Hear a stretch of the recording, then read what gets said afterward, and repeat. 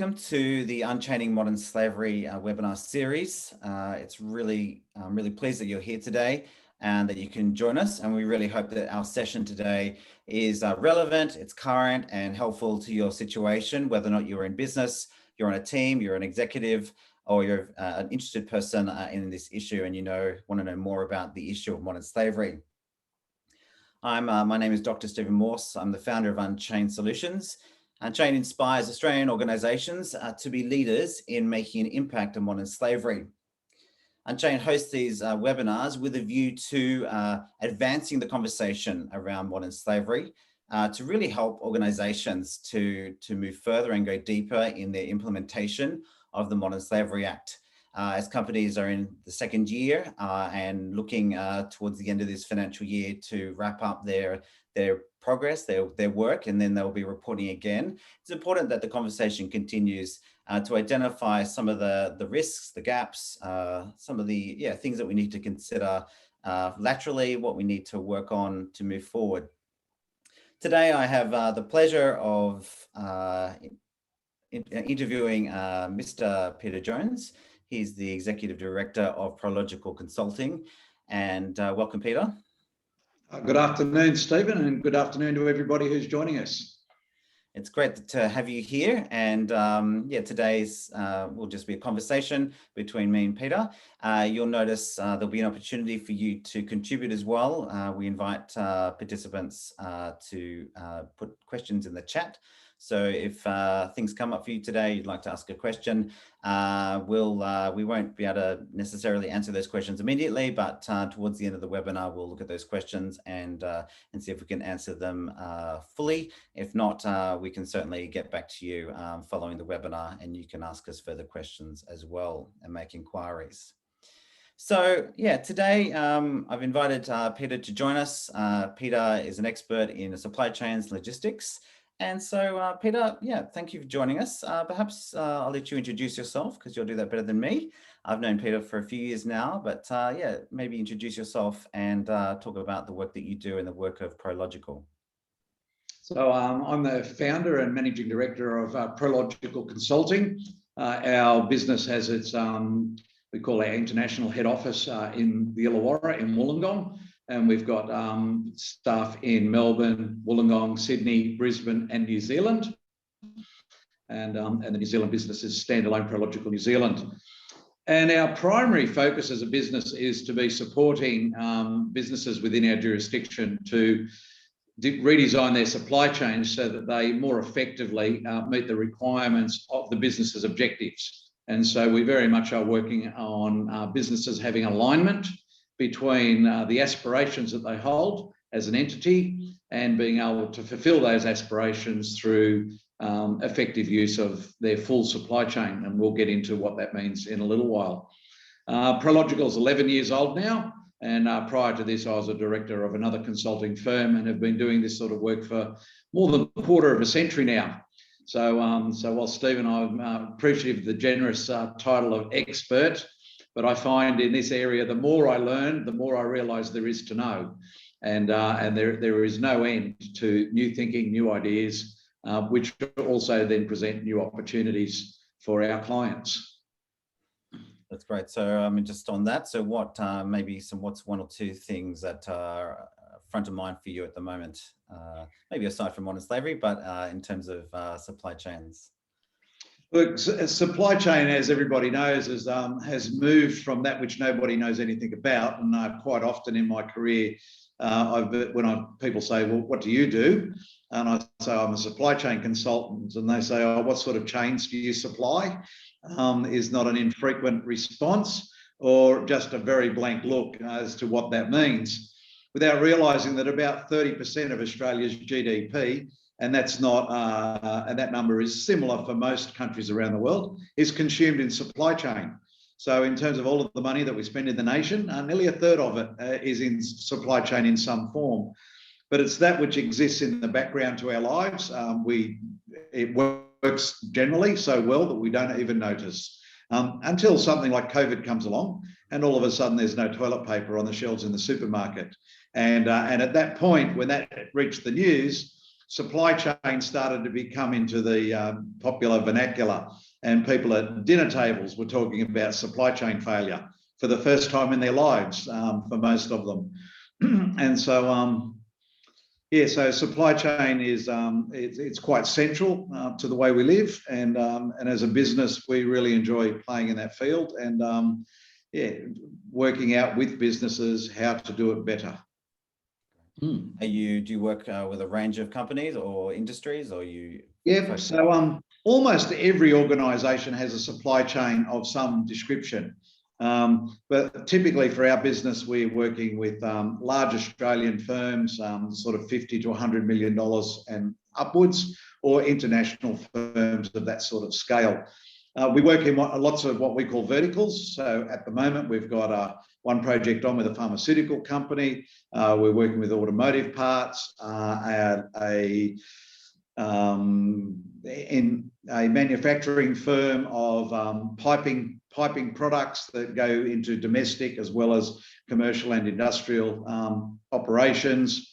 We have just completed some work with the steel manufacturer, and we work quite a lot in consumer electronics and fashion. So yeah, so across all of the verticals, and at one level, supply chains are sort of the same in most business organisations and industries.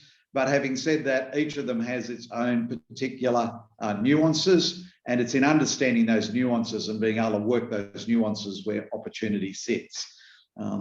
Yeah, so it's a pretty exciting world. It's very dynamic, and ever changing. So in the work that you do, are you looking to help companies to increase productivity or efficiency in their practices, to introduce technologies? What kind of scenarios? Yeah, all of the above. So interestingly, in our sort of industry Bible, the MHD magazine, just this month, there's been an article published about effectively a case study of a project we just finished with an Australian manufacturing firm called Oceania Glass.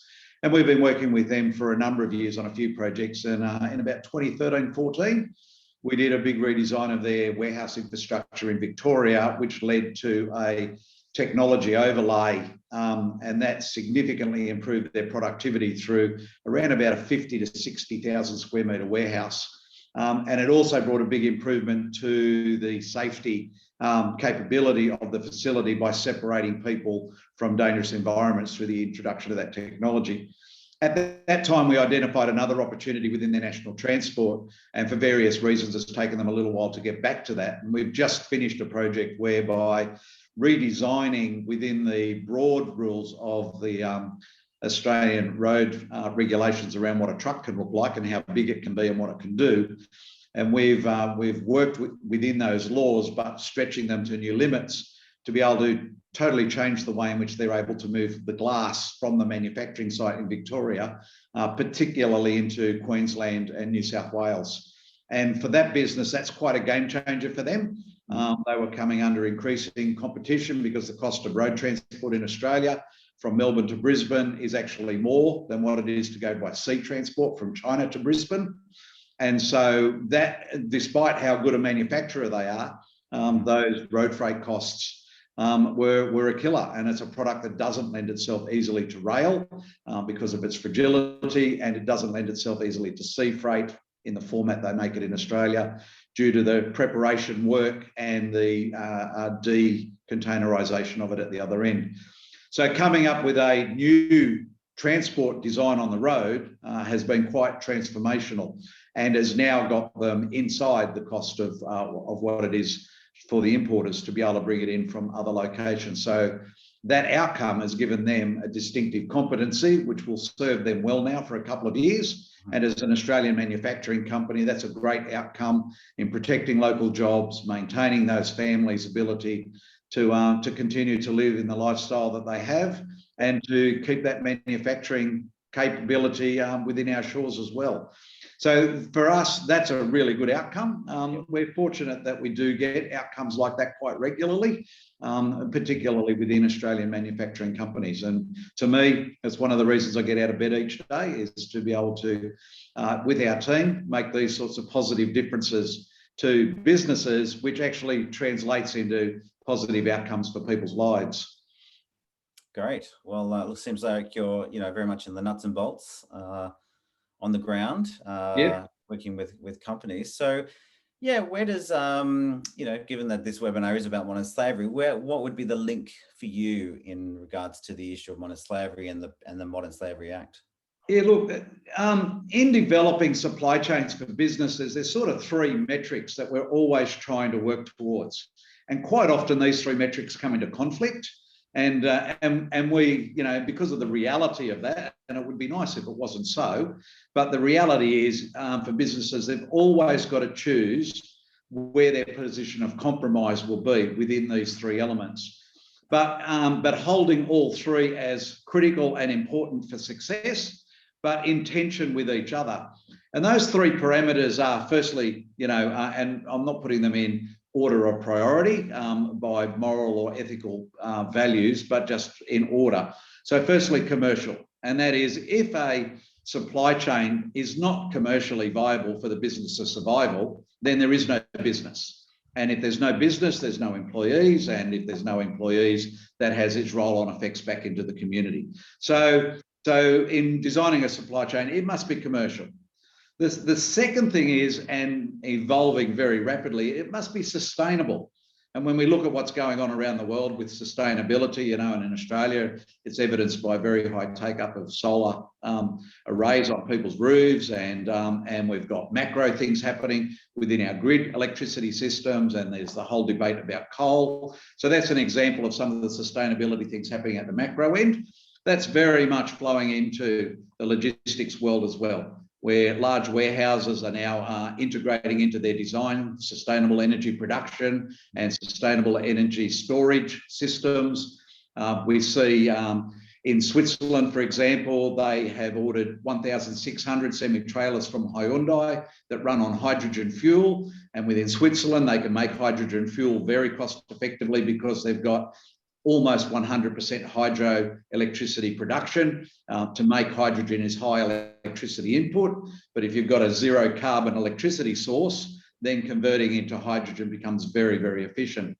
So that's an example where the Swiss government has done that, and that will roll out further into the world. World standards on trucks continue to evolve in terms of particulate output and carbon output. And, people may have heard of things like Euro 5, Euro 6, Euro 7, and these are standards that continue to get ratcheted up to make trucks more efficient.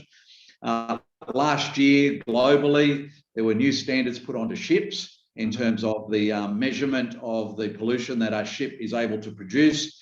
And the shipping industry has now got a period of time whereby they have to install scrubbers onto older engines, which are quite expensive, and with new engine specifications will run to the new standards. So all the way through is sustainability. Yep. And then the third element is the supply chain must be ethical.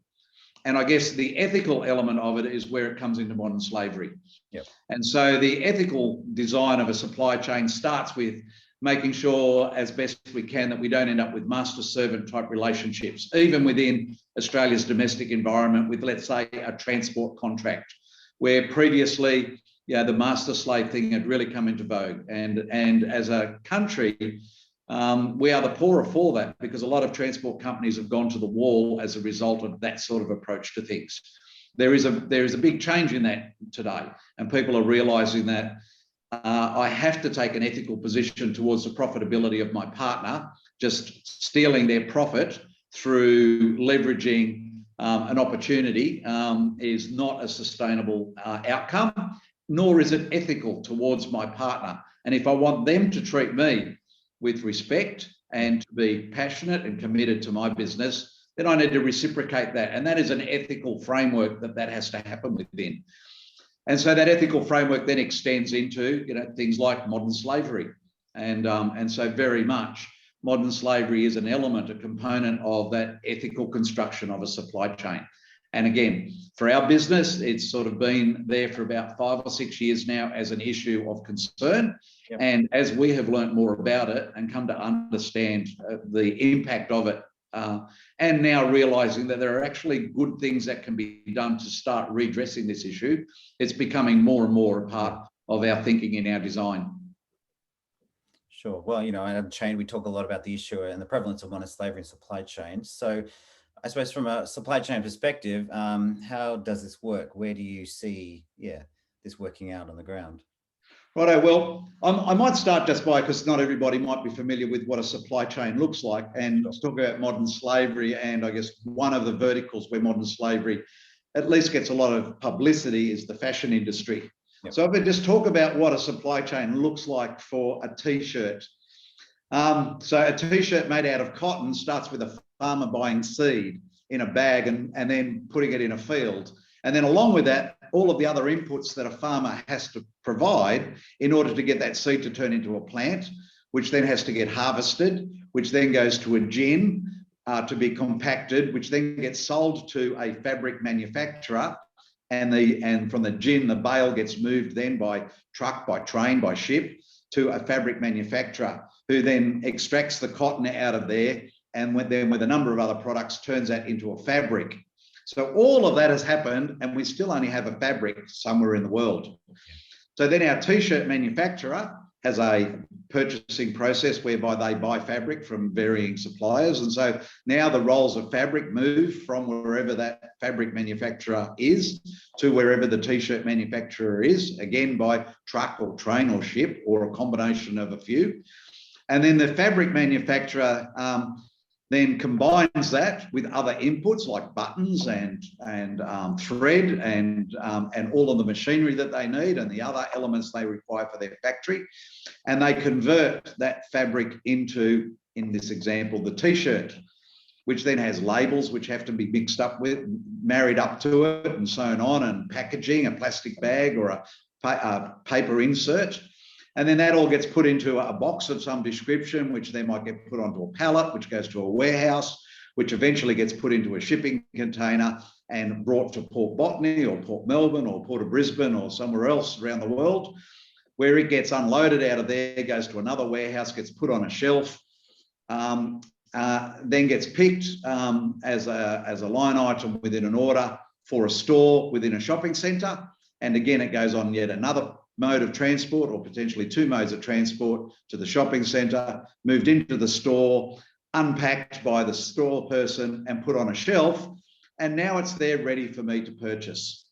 So to get a t-shirt to a store at our local shopping centre, from the farmer buying the seed through to the t-shirt now available on the shelf, that's just a very macro introduction as to what the supply chain looks like.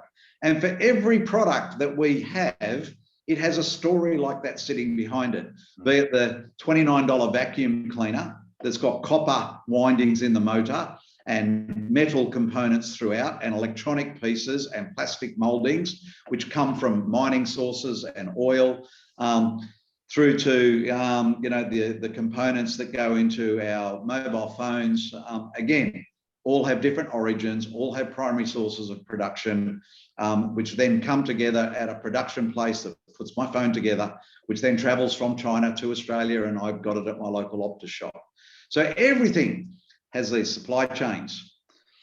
Now, when I come back to supply chain construction, where we talk about commercial, ethical, and sustainability as being sort of the three cornerstones to keep in right balance, what has happened over time is, and particularly, I guess, in more recent decades, is that the commercial element has got out of balance with sustainability and the ethical components to it, to the point that for some businesses, the commercial drive has become so powerful that sustainability and the ethical considerations have fallen by the wayside to varying degrees. Yep. And it's really pleasing to be working in this field in this day, where that rebalance for most businesses by intent is wanting to be addressed. Yep. And so, and people realise that there is a commercial implication to that. For me, I'm always challenged when I go down to the shop and I see at full retail price at $4.99 a white t-shirt. And when you just consider the story I just told about what has to happen to get the white t-shirt to the store, at $4.99, that really doesn't make commercial sense in terms of everybody in the chain all the way back to the farmer having got a fair amount of return for the input that they will have given to create that. So that in itself says something is probably not right somewhere in that supply chain for this t-shirt to arrive at a supermarket in a city in Australia at $5 retail price. I mean, you might get lucky and there's a $30 t-shirt on sale for $5 at the DFO, happy days. But for a $5 t-shirt at full retail price, which exists, I think that's problematic, as it is for the $29 vacuum cleaner that's probably got $16 worth of copper in it at raw copper prices before you do anything else. Well, the so you just right. The t-shirt could be $100, but it just has a particular label on it. Yeah, correct. Well, that could be true as well. But most of the $5 t-shirts that I see, you can tell that you can see why it's a $5 t-shirt. But nonetheless, I'm still conflicted by that. So within supply chain, the areas of, it's an area that in our world is ripe for modern slavery elements to be within it, because there's commercial pressure to drive to be able to supply the $5 t-shirt or the $30 vacuum cleaner. And the first world, the consumer, is the person that actually is driving that. And so that's what within supply chain we see that connection. And as a business, we've become more aware of where these risks lie, and now starting to see they can actually be addressed. And as first world people, I feel some responsibility to do that. And and I don't always sit comfortably with the lifestyle that I have and the things that I can enjoy, as my understanding of the cost other people elsewhere in the world have borne in order for me to have what I have.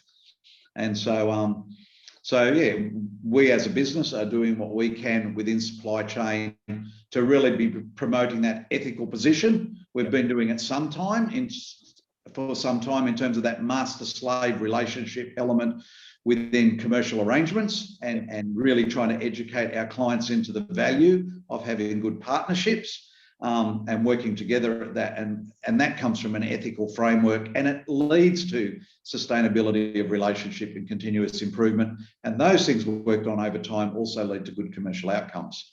But there's no quick wins when you want to just chase the ethical and the sustainable. It does take time, and therein lies part of the challenge that we have in trying to make significant differences quickly.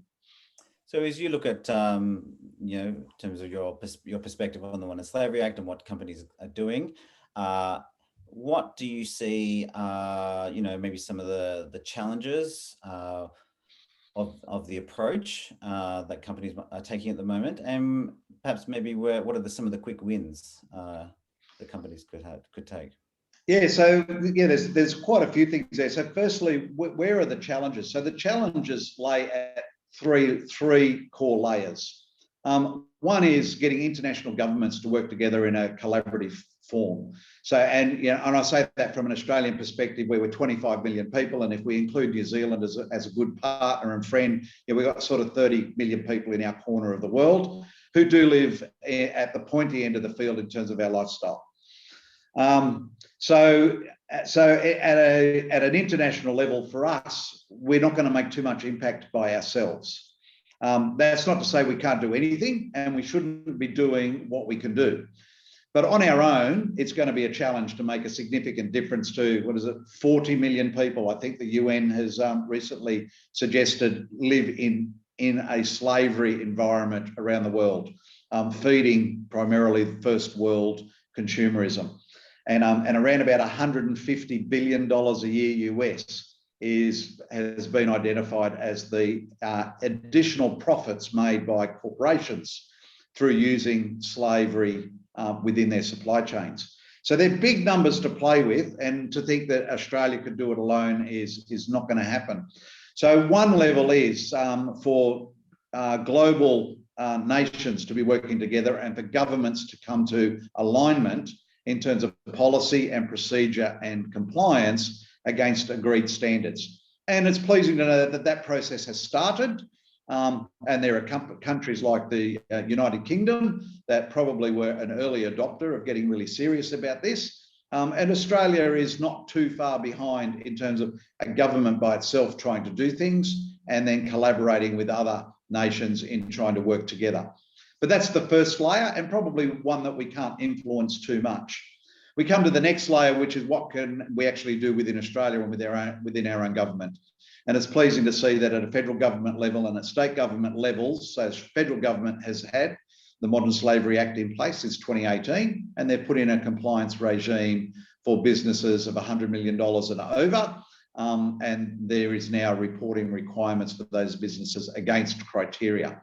So that's a great start, and that takes us a long way from nowhere to getting something happening, and it creates a framework for people to start the discussion in that modern slavery is real. Our government has done something, it's started, and for businesses to start complying with that means that there's individuals within those businesses interacting with the subject. And so then as people, a broader array are becoming aware of what's going on, if only that they're involved in the compliance processes within their businesses. So we get to the next layer, which is what businesses can do. So businesses that are starting to get more serious about this and wanting to get their compliance regime in place. There's now good processes for them to follow. Companies, we were at one just the other day, and they're really looking to elevate the education and understanding around modern slavery across their whole business. And that's a business with several hundred retail stores around the country, representing around about a dozen retail brands, many of which would be very familiar to most of the listeners. And they're quite keen to prosecute the case to eradicate modern slavery practices from their supply chain. And they see a key element to that is education of their staff, starting at the board, down to the executive group, the middle management layer, and then down into store manager level in a formal structure, and then broader than that through informal processes that spin off from those key cornerstones. Yeah. So that's the next one. And then the last one is us as people. And so for me, when I came to an understanding of how that $5 t-shirt gets to a retail shelf in Australia, or the $29 vacuum cleaner that I can go and buy, and started to understand what was going on further up the supply chain in order to be able to provide that for me, that's when I started to feel uncomfortable about what was going on. And so for me personally, have started to make different decisions about what we buy, and where we can come to understand the efficacy of different brands' compliance with modern slavery eradication policies and principles within their supply chains, and trying to move away from where we just know there's just no way everything can be right up the supply chain in order to deliver that product to me in this environment at that price point. Yeah. And so that's probably the biggest challenge. There was one report I was reading where a journalist actually ran a bit of a project within a retail chain in North America, and they somehow got into the store, and within a couple of different racks within the store put an additional swing label on a heap of garments, and one of them had very appropriately and professionally designed a little thing there that says this product may have had slave labor. What was the terminology? It didn't say slave labor, but the story was that we're not sure that modern slavery principles were fully adhered to in getting the product to the shelf. And then there was a whole other lot of stuff. So a bit like, careful, this product might have peanuts in it. So it was that sort of label. And then another label on a whole heap of other stuff to say, guaranteed, compliant with Modern Slavery Act, certified by the UN, and just looked at consumer behaviour around it. And there was only about 20% of consumers even interacted with it. And the research study showed that there was a minimal, if measurable, variation in people's buying behaviour as a result of the tags. So it just said, as an outcome of the little research study, that moving the consumer's mindset is also going to be equally difficult as getting international governments talking to each other. And at the end of this report, it sort of summed it up with a statement, and it said, the difficulty is this sort of approach to thing. And it said that the average consumer actually believes that sweatshop labour is wrong, unless the shoes are really cute. And to me, that sort of summarised the difficulty that we have with the issue at this juncture, is that the consumerism that we have is so strong that to get the ethical values that we do hold as individuals to be elevated in our decision-making process, that's a difficult task. Yeah. It's one I think we're advancing on, but I think it's going to be quite a while before anybody can claim a win or victory. But yeah, there is progress there, and things are moving in a good direction. And just that the discussions are happening and it is becoming a subject of discussion is really good. So the point of leverage then has got to do with consumer demand, really, whether or not you're a business buying products or a consumer buying them. Yeah, ultimately, yeah, that's probably a really good way of thinking about it, Stephen. Yeah, that is true. Yes, because the business is looking to get whatever widgets it is that they buy and on sell as cheap as possible, as well as Mrs. Smith, who's trying to keep 3 kids clothed, efficiently. Yep. So look, as we look, we've just come to the end of the first round of statements being submitted. The numbers are not exactly, I think, what they should be or were expected. And there's a few companies still in process with other end of financial year deadlines to submit statements. Mm-hmm. I'm not sure to what degree you've looked at statements, but there are trends around the level of detail, due diligence, what policies and frameworks have been put in place, supplier engagement, the approach, lots of questionnaires being issued to try and engage suppliers. As you look at what businesses are trying to do, what else could they be doing as they seek to advance and implement the Modern Slavery Act from your perspective? Look, there's a couple of elements to being able to do this. So the first thing is a willing and a desire. And thankfully, the government is sort of buying into that by putting some legislation in place for compliance. So that gets the big end of business engaged, north of $100 million at the moment. So that's a good place to start. And with those businesses, so the federal government sort of has outlined 7 criteria which companies need to be reporting against. And so from my perspective, it's working within that framework to start with. Because if we can just get to that level to begin with, then there's a lot of positive action happening and there's an awful lot of conversation and education going on. And so I think that's a really good place to start.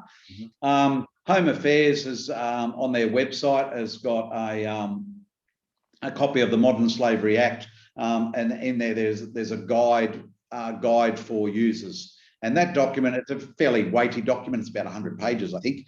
So be cautious before printing it off. But even just flicking through that document, you quickly see the rich resource base that sits in there from an education perspective, websites and apps that you can go to find out about where different countries are at and what risk profiles there are, and where around political persuasions and things like fair work agreements being able to be put into place, or collective bargaining for groups of people. So all of that information can be found on that particular in that particular document. So that's really strong. And then it outlines the 7 key areas to be measuring. And the first one is getting your statement written and then getting that statement submitted, and then what you're doing with that statement within your business to then continue to develop it. And I know that statements at the moment that are being submitted for compliance purposes range from maybe 500 or 600 words and a double-sided A4 piece of paper, and other companies have got a fairly comprehensive document at 8 or 10 pages. So that's sort of where things are at the moment.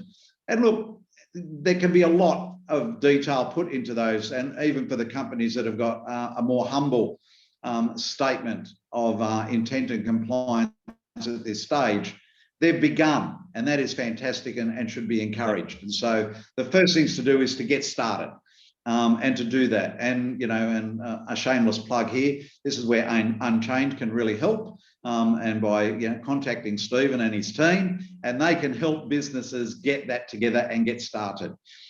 And then it starts actually with the action plan. So the action plan firstly is identify where the risks lie, then develop a set of action plans to address the risks, then put into place a measurement and reporting regime so that you can tell whether the actions that you've actually put into place are diminishing the risk profile that you've got. Then there's an element around building your community, and your community is up and down your supply chain and the people that are within your sphere. And so that's around then, how are you going around from an education and a corrective action perspective, working within that community to, again, ensure compliance across it. And then the government, most unusually, has got a seventh criteria, which is anything else you would like to share with us that you found helpful. And I think, you know, that at this stage, that's really good, because what will come out of that is, over a while, is collective knowledge, which I'm sure that there's a couple of government bureaucrats sitting out there somewhere with the job to be collecting that information and synthesising it into what may become new criteria moving forward to help sharpen things up. So that's a really good plan. And as I said, go to the Home Affairs webpage and get the 2018 Modern Slavery Act guide document there, and all of that's within that. To come back up to a more simple way for businesses to actually engage in this, there's two elements which businesses need to understand. One of them is an understanding of modern slavery and where it's happening and where those risks lie, and then working out a regime by which the business can then go and address those issues in the field.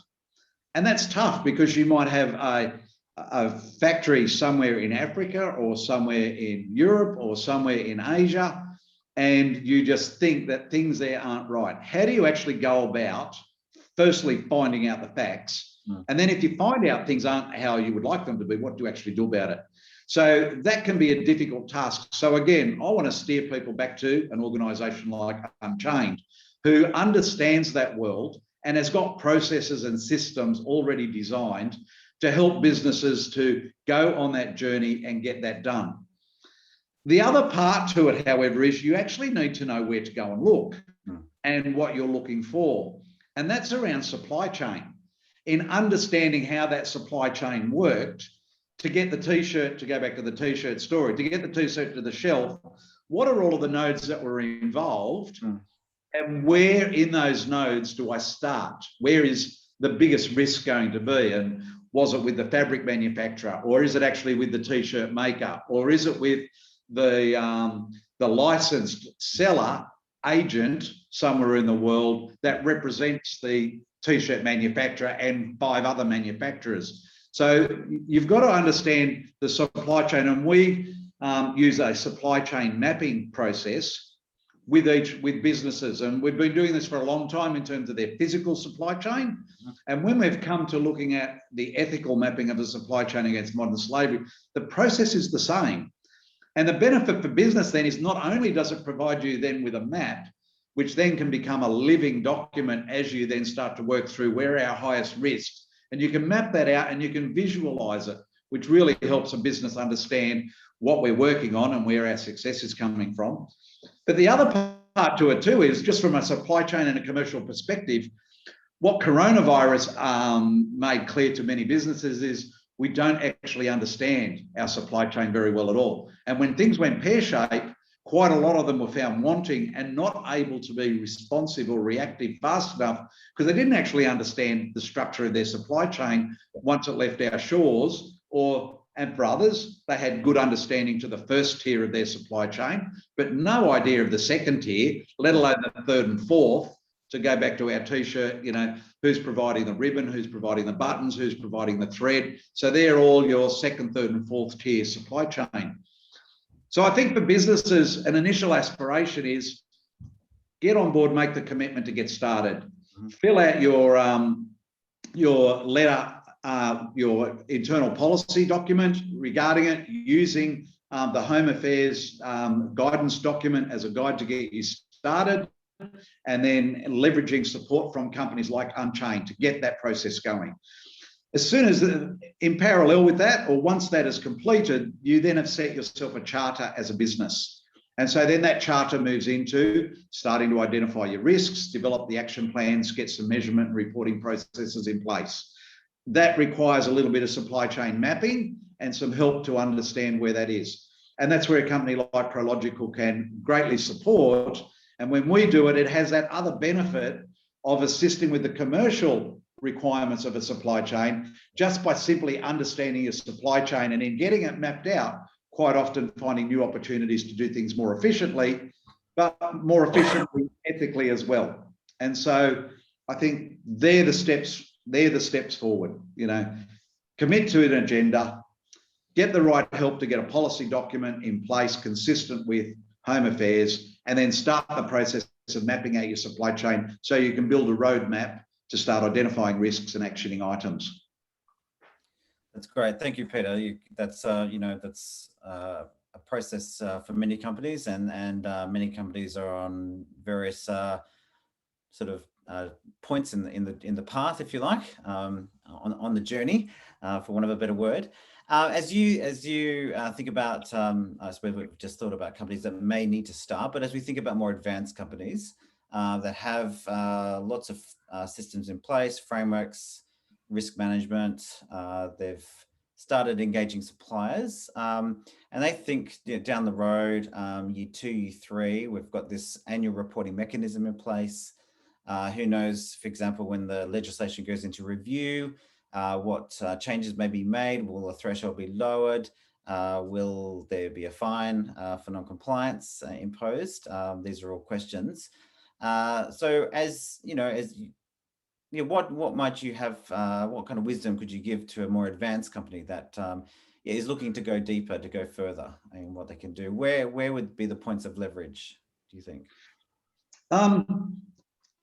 I guess the first thing, and we have seen this quite a bit with a couple of global brands that have been found wanting in global slavery type issues. So, you know, back in about 2012, 2013, there was a large fire in, I think it was the Rama Plaza in Bangladesh, where a factory burnt down and there was lots of deaths, and upon investigation, there was all sorts of terrible things that were discovered. And so the brand that was involved in that was absolutely taken to the cleaners globally for having allowed such an environment to be created, which led to such a travesty for so many families within that city. And so, yeah, that was an example from 2013, and these examples have continued to roll on fairly consistently over years. And typically it's the larger brands that do this. And I guess for the media, they use the large brands because, you know, they get more attention than a brand that nobody has heard of. So for the large brands, the first thing is there has now become a currency in terms of getting this right. Or conversely, there is a very, very large bill to pay if you get it wrong and don't have it right. So when I come back to my supply chain elements, well, one of them is the commercial element, and there is now a direct correlation between the ethical construct of your supply chain with the commercial outcomes you can derive from your business. And if you fail with that ethical construct within your supply chain, and that gets brought into the public arena, there is going to be a big commercial impact. And so the first thing with the big companies is that they actually have a duty of care to their commercial shareholders to get this stuff right, because if they don't get it right, they're not serving their shareholders commercially. So at a fairly mercenary type level, let's just start there. Moving on from that, though, I think that most people in most businesses genuinely have a strong value structure sitting within their being, and they want to give expression to those things. And the conflict is always then the commercial and sustainability conflict. But within big businesses, you also can create teams which can create a movement within companies in these directions as well. So within large companies, it's find like-minded people that are concerned about the ethical framework in which their supply chains are constructed, but also have that commercial understanding of the risk profile not getting it right brings, and using those levers to prosecute the case internally, to then lead whole industries to then follow suit. And I think the reality is that the big brands are doing and are going to have to continue to do the heavy lifting on this issue for a while. Yeah. And as those big brands come into line, it's going to become more difficult for the smaller businesses to find partners to do their work. And so automatically, the systems down the supply chain will start to clean up if the big brands and the big companies do take the lead. And so that means that over time, the system will be driven to have to clean itself up, because people that are not operating ethically in Australia or offshore will get found out, and they will pay the commercial price. Yes. So I think for the big brands, they're the things to be considering. There is currency in being able to promote that you're doing this right as a global corporate citizen. There is a big commercial impact of getting it wrong, and there's lots of examples of that now. And there's the ability to give expression to the values that most people actually do hold themselves, and this is an avenue of giving those values strong expression and bringing another dimension to your work-life balance by bringing that value structure to bear on the lives of other people in other circumstances. Yeah, in many ways, we need to create a culture change so that these considerations are BAU.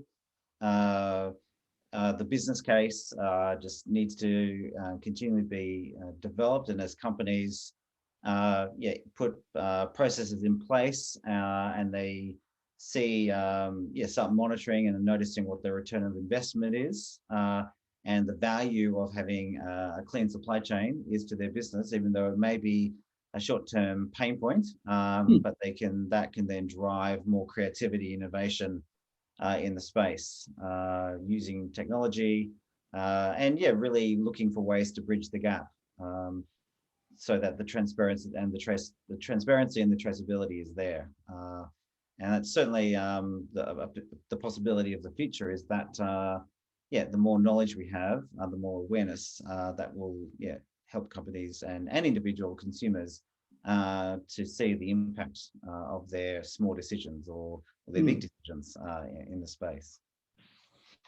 Yeah, I think that's a really good summary, Stephen, of where things are at. Well, thank you. Well, I suppose just turning to you, and you've plugged Unchained, so let's give a little plug to Prological.